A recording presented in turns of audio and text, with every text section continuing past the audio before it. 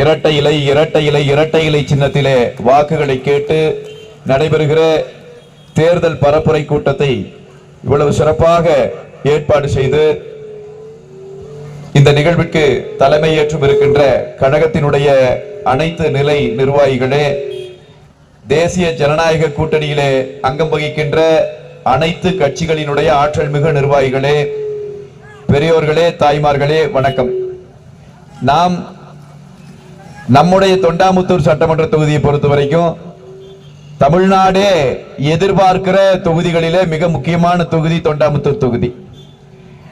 இந்த தொகுதியில அண்ணா திராவிட முன்னேற்ற கழகம் வெற்றி பெறும், அண்ணன் எஸ்பி வேலுமணி அவர்கள் வெற்றி பெறுவார் என்பது அநேகமாக எல்லாருக்குமே தெரியும். தெரியாத ஆள் யாருமே இல்லை.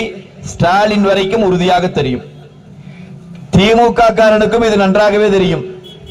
இருந்தாலும் தேர்தல் வந்தால் அந்த பக்கம் ஒரு வேட்பாளர் போட்டுத்தான் ஆகணும். அதனால் எங்கேயே தேடி யாருமே நிற்க மறுத்துவிட்ட நிலையிலே ஒருவரை வேட்பாளராக போட்டிருக்கிறார்கள். திமுகவிலிருந்து போட்டிருக்கிற வேட்பாளர் யார் என்பது நமக்கு தெரியவில்லை என்றால் பரவாயில்லை, திமுக காரனுக்கே தெரியலைங்கிறதா பெரிய கொடுமை. வேட்பாளர் அறிவிச்ச பிறகு திமுக காரர் தேடி அவரை போய் கண்டுபிடிச்சு கூட்டிட்டு வரக்கு 2 நாள் ஆச்சு. ஏன்னா யாரு வேட்பாளர் அந்த அளவுக்கு தான் அந்த போட்டியை அவர்களால் கொடுக்க முடியும். அதுதான் உண்மையான நிலைமை. நம்முடைய தொகுதியை பொறுத்த வரைக்கும் அண்ணன் எஸ்பி வேலுமணி அவர்கள் 1,00,000 வாக்குகள் வித்தியாசத்திலே வென்றார் என்கிற வரலாற்று சிறப்பு மிக்க வெற்றியை நாம் கொடுக்க வேண்டும். அன்பான பெரியவர்கள் யோசிச்சு பார்த்து, நம்முடைய மக்கள் எப்படி நம்ம ஆட்சி நடந்தது, அண்ணா திராவிட முன்னேற்ற கழகத்தினுடைய ஆட்சி இருந்த போது தமிழ்நாட்டினுடைய நிலை என்ன, இந்த 5 வருஷத்துல நிலை என்ன யோசிச்சு பார்க்கணும். எனக்கு முன்னாடி சகோதரி குறிப்பிட்டு சொல்லி பேசினாங்க. அண்ணா திராவிட முன்னேற்ற கழகத்தினுடைய ஆட்சி தான் கோவை மாவட்டத்தின் அனைத்து சிறப்புகளுக்கும் காரணம். மொத்தம் இந்த கோவையை 5 பிரதான சாலைகள் கோவையில இணைகிறது. நமக்கு எல்லாம் தெரியும். அங்க வந்தா Avinashi road, Trichy road, Pollachi road, Palakkad road, இந்த பக்கம் சத்தியமங்கலம் ரோடு, 5 ரோடு, 5 பிரதான சாலைகள்.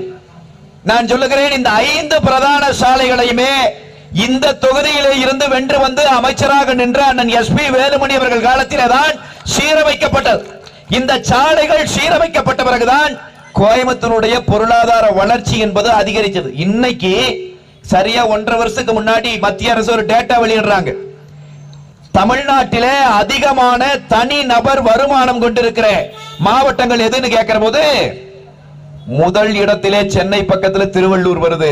2வது இடத்தை கோவை மாவட்டம் பிடிக்கிறது என்று சொன்னால் அது இந்த மண்ணினுடைய மகன் எஸ்பி வேலுமணி அவர்கள் செய்து வைத்த வேலை, அவர் கொடுத்த வெற்றி.